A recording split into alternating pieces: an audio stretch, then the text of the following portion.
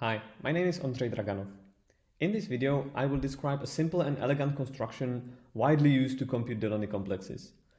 I will start by recalling one of the definitions of what Delaunay complex is, but I will assume that you are already familiar with what Delaunay complex is. If it is not the case, or you would like to have more context, you can watch my previous AATRN video. You can find the link in the description. Now, as in my previous video, I want to show everything visually, so I will work with two-dimensional Delaunay complexes. But everything I will talk about generalizes to higher dimensions in a straightforward manner. We can describe the Delaunay complex of a set of points in a plane by characterizing its triangles. A triangle is part of the complex if and only if its circumcircle is empty of all the other data points.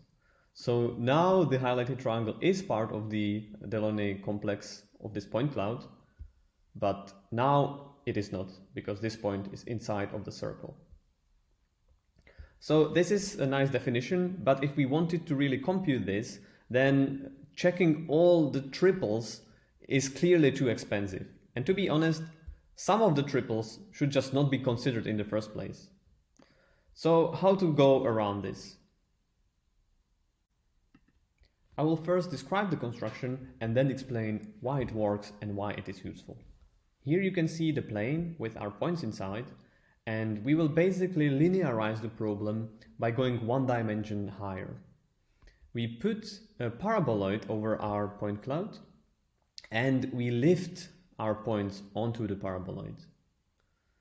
What we can do now is we can take the lower convex hull of this three-dimensional point cloud. Lower convex hull is just the lower envelope of the convex hull.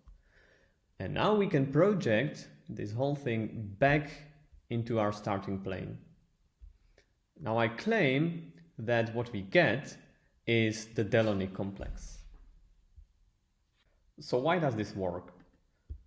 The key is a correspondence between planes in 3D and circles in our original plane.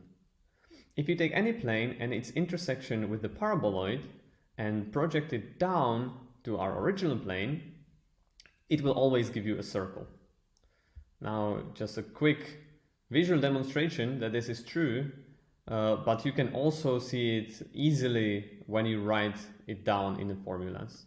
So if you would like to think about this, you can pause the video and ponder about the formulas. So talking about a circumcircle of 3 points corresponds to talking about the plane that the lifts of those points define. And if we take a new point, then asking whether it is inside or outside of the circle is the same as asking whether the lift is above or below the plane. So you see that now it's below, and that means it is inside the circle. So if we want to know whether this triangle should be part of the Delaunay complex, we need to know whether whether the circumcircle of the 3 points is empty of all the other points in our data.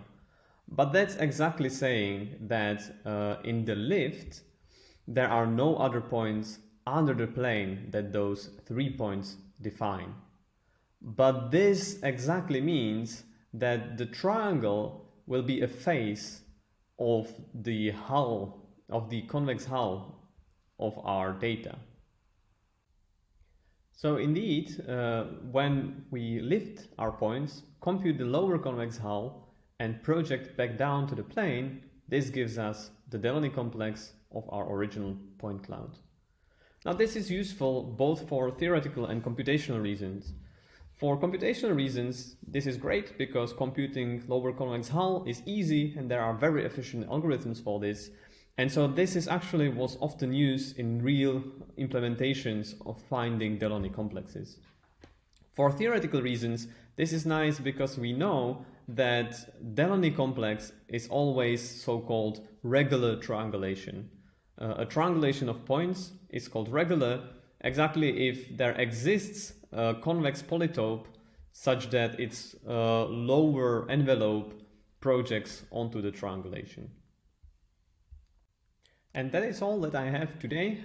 the lifting and projecting construction of the Delaunay triangulation of a set of points. I hope you liked the video. If you did, then definitely check also the other contributions in the AATR and tutorial series, and thank you for watching.